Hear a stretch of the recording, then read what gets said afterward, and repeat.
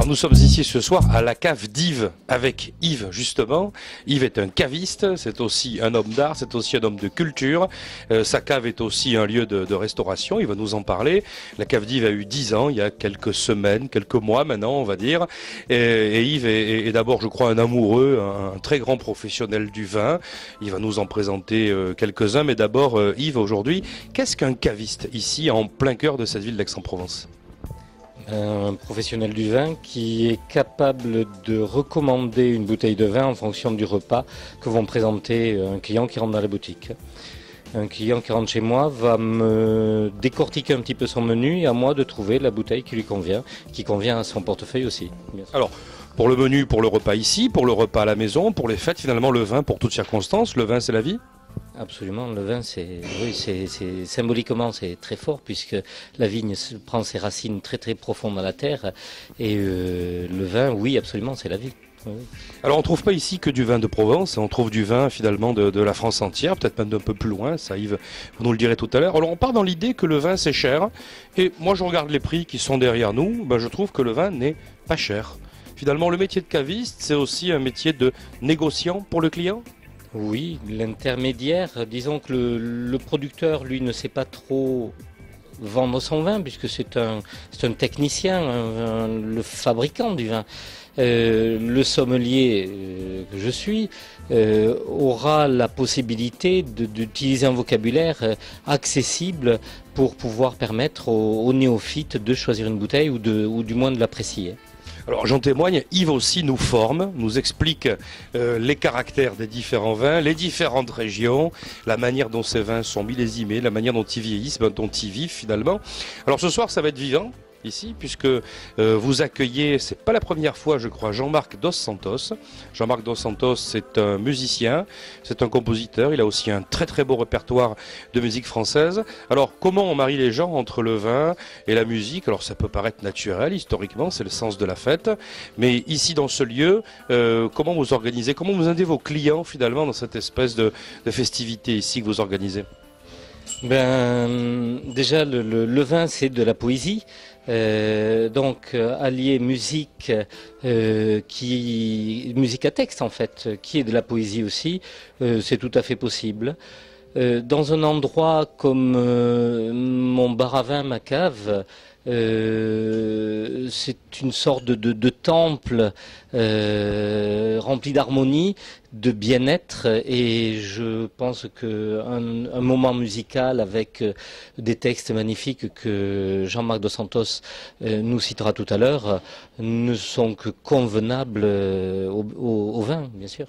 On en témoigne, on connaît Jean-Marc. Alors il y a aussi de la cuisine, il y a aussi une cuisine on va dire de terroir, une cuisine qui peut s'accommoder à beaucoup de vins, donc c'est une cuisine qui est à la fois assez simple et finalement élaborée quand on regarde de près, c'est des choses qui sont renouvelées en permanence. Oui, bar à vin, assiette de charcuterie, fromage bien sûr, foie gras fait maison puisque je suis originaire du sud-ouest, donc foie gras mi-cuit fait maison. Petite cassolette de Saint-Jacques, enfin des petits plats élaborés, une suggestion tous les jours qui change.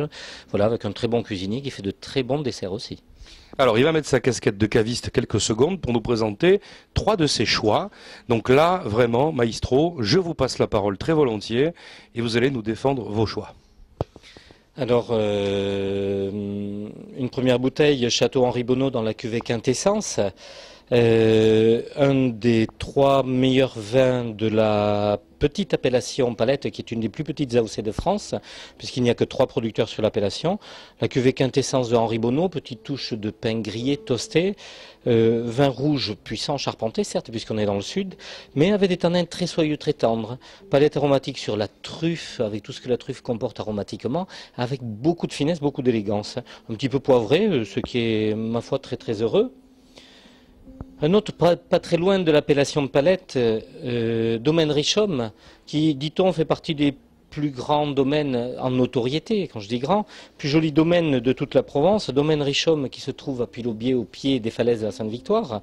On est sur un rouge puissant, charpenté aussi. On va avoir des notes un petit peu cacaotées, pruneaux, du fruit confit, réglisse et également la garrigue, le thym, romarin, le pain maritime qui ramène un peu de fraîcheur. Vin très élégant, vin racé, très très joli. Et pour rester dans l'Aix-en-Provence, il y a... Par au nord du pays d'Aix, là. Oui, voilà. Il y a plusieurs domaines que j'affectionne tout particulièrement. Donc le choix dans les coteaux d'Aix est quand même difficile. J'ai, pour vous en parler, choisi Château de Beaupré dans la collection du château, qui est leur très haut de gamme. Vin rouge très très bien. Dans ce millésime 2005, les tanins sont fins, puisqu'avec le temps, les tanins se sont affinés. Des notes de confiture de fruits rouges, on va retrouver un petit peu la garrigue, thym romarin, une petite touche de cuir, légèrement poivré, tout en finesse, un petit peu plus léger que le précédent, mais avec beaucoup de finesse, joli vin en coteaux d'Aix aussi. Vous avez compris qu'Yves parlait de ces vins un peu comme de la musique finalement et qu'il aurait pu continuer à nous en parler encore longtemps. En tout cas, ce soir, c'est lui qui donne la place ici à la cave d'Yves à la musique. La cave d'Yves, c'est l'angle de la rue Portalis et de la rue Chastel. On est dans le cœur d'Aix-en-Provence avec Yves et avec ses invités. Merci. Merci. Alors ce soir, Yves a choisi de recevoir, c'est pas la première fois, Jean-Marc Dos Santos. Alors on le voit guitare à la main, mais c'est un musicien qui est beaucoup plus complet. C'est un auteur. Et c'est aussi un interprète avec un très très gros répertoire, il va nous en parler un petit peu. Alors on commence à parler de Jean-Marc Dos Santos, puisque ce soir on est à Aix, et je crois que les 8 on était au Tolonais, il me semble, pour un récital également. Et puis Jean-Marc bouge beaucoup, et il a su se créer, je crois, un très gros réseau dans la musique de ces 20 dernières années. Il a vraiment bourlingué, et le répertoire qui est d'Olive, je crois que c'est un répertoire qui est vécu et qui est vivant. Bonsoir Jean-Marc. Bonsoir. Merci d'être avec Provence Plus TV. Qui est Jean-Marc Dos Santos? Alors, les Brésiliens disent que je suis un incident ethnique, ce qui est une explication comme une autre, plutôt un citoyen du monde en tout cas, mais très très touché par tout ce qui est la chanson française et le beau texte. En fait, j'ai deux parents qui étaient tous deux des chanteurs jeunes, donc qui m'ont appris toutes sortes de chansons, ce qui fait que j'ai un répertoire qui couvre, on va dire, un siècle à peu près de chansons françaises, puisque je chante des chansons qui datent de 1909 jusqu'à des choses très récentes. Et puis donc voilà, et là je prépare donc des textes. Moi, mon travail est en train de naître là en tant qu'auteur. Parlez-nous de ce travail. Qu'est-ce qu'il contient? C'est pas une synthèse depuis 1909. C'est vous, c'est Jean-Marc. C'est justement ça qui est difficile, c'est-à-dire que les autres sont des véhicules extrêmement commodes. C'est-à-dire que porter la poésie des autres est un endroit dans lequel je me sens très bien. J'ai un côté un peu caméléon qui fonctionne très bien pour ça. Après, la difficulté, c'est d'arriver à écrire quand on a une mémoire un peu éléphantesque, quoi, qui fait que je me souviens d'à peu près de toutes les chansons. Donc comment écrire, comment retrouver une sorte de virginité de l'écriture, ça je suis en plein dans ces affres-là, donc voilà. Mais je pense que ça va sortir. Alors les textes, c'est très très mélangé, ça va de choses très personnelles. Il y a une chanson qui s'appelle Vivre avec ses fantômes, voilà, qui est une chanson un peu forte sur... C'est le cas de tout le monde. C'est le cas de tout le monde, j'essaie justement de trouver un peu un mode universel de parler de ça. Il y a une chanson qui s'appelle Les Baumettes, parce que j'habite en fait juste derrière les Baumettes à Marseille, donc ça m'a inspiré. Une chanson plutôt gaie, plutôt mélancolique, quoi, voilà, quelque chose comme ça. Voilà, et donc là je travaille là-dessus pour le moment. Et puis là, donc chez Yves, alors moi je voulais dire un petit quelque chose sur Yves, parce qu'il est trop modeste pour le dire, mais c'est vraiment, c'est une scène à part entière ici. C'est une vraie scène pour les gens qui ont besoin d'exprimer leur travail. Yves a cette capacité extraordinaire de se transformer en cabaretier, dans le sens le plus noble du terme. C'est-à-dire qu'en gros, ici, comme nulle part ailleurs, il nous accueille, il prend les commandes, donc les gens sont très contents, ils ont leur boisson, mais quand c'est à l'artiste de s'exprimer, il est une sorte de garde-chiourme de cet endroit, et donc il transforme l'endroit en une salle Playel. Moi j'ai vraiment le sentiment c'est pour ça qu'ici on peut travailler en acoustique, donc il n'y a pas de sono, c'est pas nécessaire, puisqu'il y a absolument le silence, et comme disait Nougaro, le silence c'est la parole. On sait qu'on va être respecté ici, quand on vient, alors c'est un petit lieu, vous aimez les endroits intimes? Absolument. Vous faites des grandes scènes, dites-nous un peu votre rapport au public. C'est très variable, c'est-à-dire que j'ai souvent pris les grandes scènes, les petites scènes, pardon, comme des laboratoires en fait, comme des endroits où je teste un peu le travail. Ça fonctionne bien comme ça aussi. Là, par exemple, ce soir, c'est une création, c'est-à-dire que l'idée de rapprocher le répertoire de Brel, le répertoire de Bachung, c'est une idée qui m'est venue parce que je trouve que c'est des êtres qui ont pas mal de points communs. Et en creusant un peu le sujet, je me suis rendu compte qu'ils en avaient plus que je ne le pensais moi-même. Donc ça, c'est une chose. Malgré tout, c'est vrai que j'alterne des scènes comme ça très intimistes et avec un énorme plaisir, avec des scènes plus importantes. Là, je vais faire Bruux, qui sont des mines derrière Gargas, donc ce sont des carrières à ciel ouvert. Là, je vais faire un gros spectacle sur Nougaro, on attend près de 300 personnes là-bas. Donc voilà, là, ça commence à être un peu des grosses scènes aussi. La cave d'Yves, c'est un tremplin.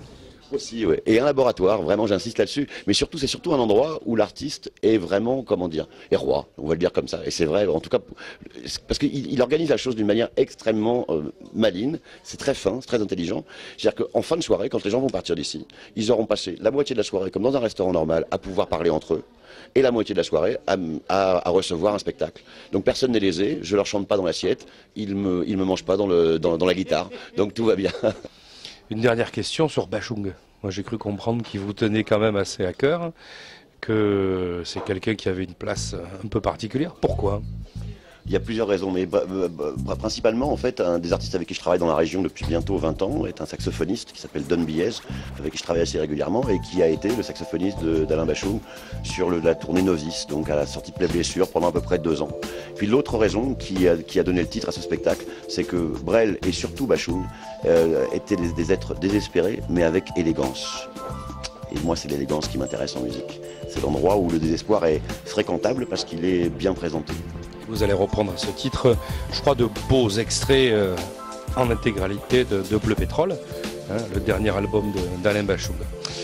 On vous retrouvera en tout cas le 5 juillet aussi à Aix-en-Provence, hein, avec le saxophoniste de Bashung, à la Galerie Exposition, le 5 juillet, dans le cadre de la clôture de la Nuit des Galeries d'Art à Aix-en-Provence. C'est Jean-Marc Santos, donc, qui sera notre invité. En tout cas, on le remercie d'être là et une belle musique. Merci beaucoup, Stéphane. Merci Jean-Marc.